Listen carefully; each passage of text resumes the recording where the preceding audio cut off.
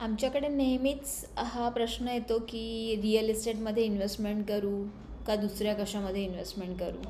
तर आज आपण एक कॅल्क्युलेशन बघूया की एक्झाम्पल एका व्यक्तीचा एक फ्लॅट आहे जो 1 करोडचा आहे. आता या 1 करोडच्या फ्लॅटला रेंट किती येईल तर तुम्ही एक कॅल्क्युलेशन करू शकता. तुमच्या एरियामध्ये 1 करोडच्या याला किती येईल. आपण आता उदाहरणादाखत बघितलं तर आपल्याला साधारण 1 करोडच्या घराला 31,000 रुपये 25,000 ते 30,000 रुपये रेंट येईल.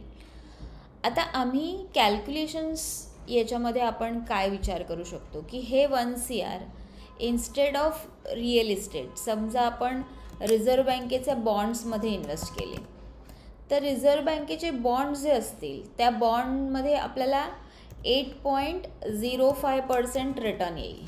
ठीक आहे. आता हे तुम्ही इथे बघू शकता. RBIचे 8.05 हा करंट रेट चालू आहे. 7 इयर्ससाठी पैसे अडकतात. तसे पण आपण रिअल इस्टेटमध्ये ॲटलिस्ट 3 इयर्स तरी पैसे ठेवतो किंवा तसं तर लॉंग टर्म खूपच लॉंग टर्म ठेवतो. तर 1 करोडवरती तुम्हाला तिकडे 50% एव्हरी आफ्टर 6 मंथ्स तुम्हाला अमाऊंट तुमच्या अकाउंटला जमा होणार. इकडे तुम्हाला दर महिन्याला रेंट मिळेल. तर हे रेंट जे आहे ते तुम्हाला 67,000 तर कुठूनच नाही मिळणार. आता जर तुम्ही अशा कुठच्या एरियामध्ये राहत असाल जिकडे तुम्हाला कॉस्टिंग कमी पडत असेल आणि रेंट जास्त येत असेल तर तुम्ही जाऊ शकता. बट अदरवाईज तुम्ही बघाल तर रेंटच्या कम्पॅरिझनमध्ये इंटरेस्ट तुम्हाला कधी पण, हा तुमचा इंटरेस्ट आहे आणि रेंट हा कधी पण तुम्हाला खूपच कमी येणार आहे. आता तुम्ही म्हणाल की नाही पण ते 1 करोडची प्रॉपर्टीचे रेट पण वाढतो ना. RBI बॉन्ड तर 1 करोडचा 1 करोडच राहील. तर तुमचा पॉईंट पण बरोबर आहे.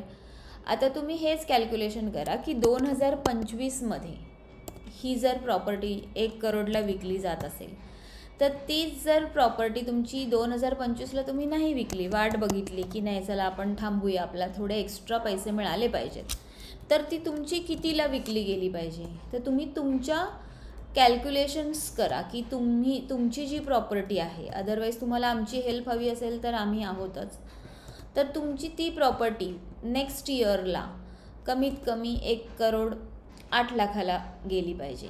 असं तुमचं दरवर्षी कमीत कमी याच्यावरती तुमचं ॲप्रिसिएशन होत राहिलं पाहिजे. तरच तुम्ही ती प्रॉपर्टी आज नाही विकली, नेक्स्ट इयर विकली किंवा त्याच्या नेक्स्ट इयर विकली तर तुम्हाला त्याचा ॲक्च्युअलमध्ये फायदा होऊ शकतो. आता ह्याच्यामध्ये टॅक्सेशन वगैरे पण असे बरेचसे पार्ट्स आहेत. तर ते आपण नेक्स्ट व्हिडिओमध्ये बघू. तुम्ही मला कॉमेंट्समध्ये सांगा की तुम्हाला आणखीन काय इन्फॉर्मेशन पाहिजे, त्याप्रमाणे आपण नेक्स्ट व्हिडिओ बनवू. थँक्यू.